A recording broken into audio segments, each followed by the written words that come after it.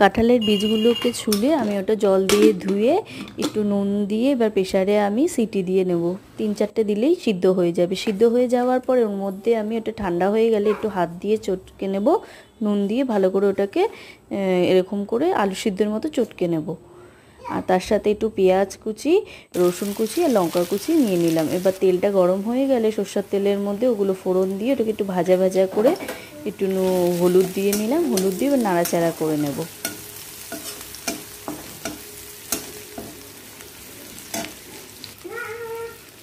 এবার কাঁঠাল বীজ বাটাটা আমি এই ভাজা পেঁয়াজ আর রসুন লঙ্কার মধ্যে দিয়ে দিলাম। দিয়ে এটাকে এবার একটুখানি সব কিছুর সাথে ভালো করে মিশিয়ে নেব।